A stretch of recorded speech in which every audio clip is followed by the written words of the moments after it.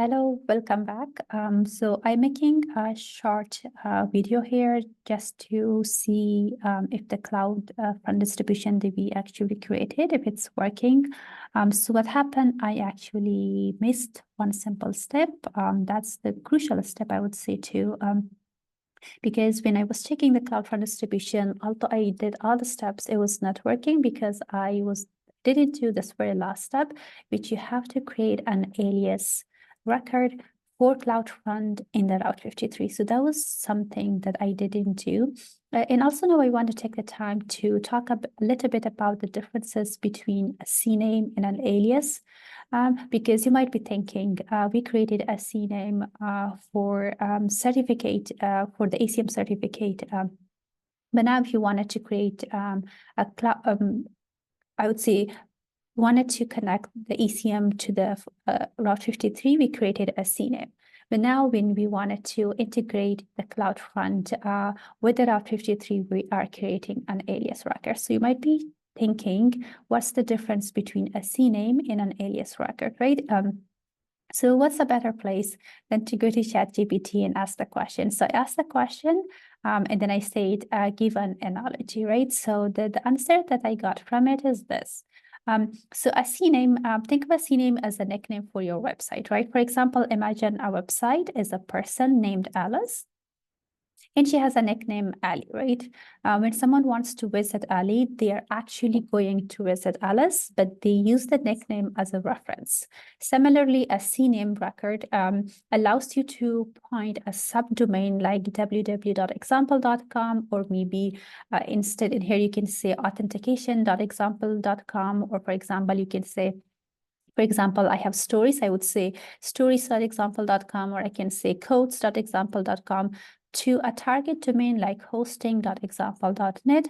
However, it's important to know that the CNAMEs work only for the subdomains, not for the root domains like example.com. So whenever you see a naked domain, this says that the CNAME does not work for the root domain. I mean, for a naked domain, for example, you have example.com, but it works when it has a subdomain. I'm now going to an alias record, or maybe, so I hope it's clear. So CNAME is actually one, I would say, one domain to another domain, or one subdomain to another, while an alias record is considered that as a smart, flexible signpost. So if you wanted to continue with the analogy, suppose you have a signpost labeled example.com that needs to point to your house or say your website. This signpost is smart because it can directly point to AWS resources like Elastic Load Balancer, CloudFront Distribution, or S3, and it automatically adapts if the IP addresses of these resources change. So unlike a CNAME, an alias record can be used for both root domain like example.com and subdomain like www.example.com. It's specifically designed for AWS resources and is aware of their changes, right? So here you go. So an alias record can be used both for domains, for root domains and subdomains,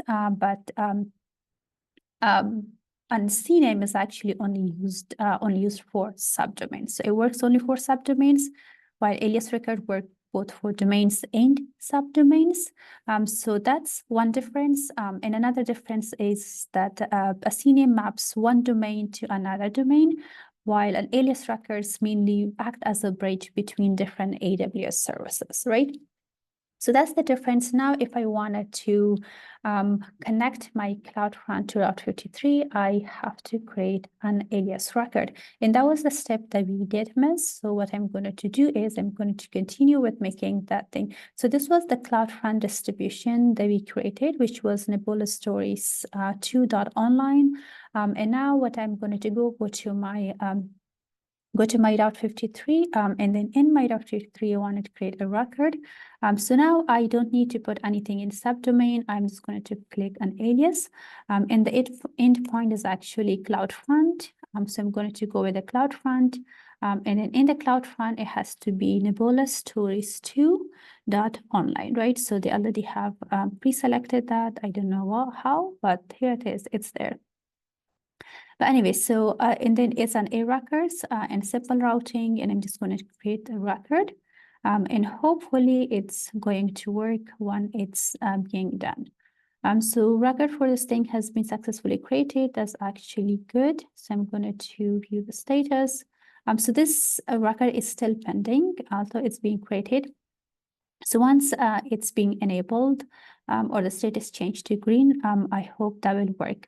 Meanwhile, I'm going to do something. I'm going to take the Nebula stories to the online, and I'm going to see if it's going to work or not work. So here you go. It's still not working. And one reason is because I'm just taking this, I would say this domain that's kind of it's sitting in front of the S3, and then in front of the S3, you have the CloudFront and then Route 53. But if I get a key from the S3 and then add it to the end of it, that's when it's actually going to work. So I'm going to open the S3 bucket here. And then in the S3 bucket, I'm going to go to that specific bucket. So first, let me go to my CloudFront distribution. I want to see the exact name of the S3 bucket that we created. So the exact name is actually Nebula Stories Online 2. So that's the name of the S3 bucket. So I'm going to search for that S3 bucket. Here this is.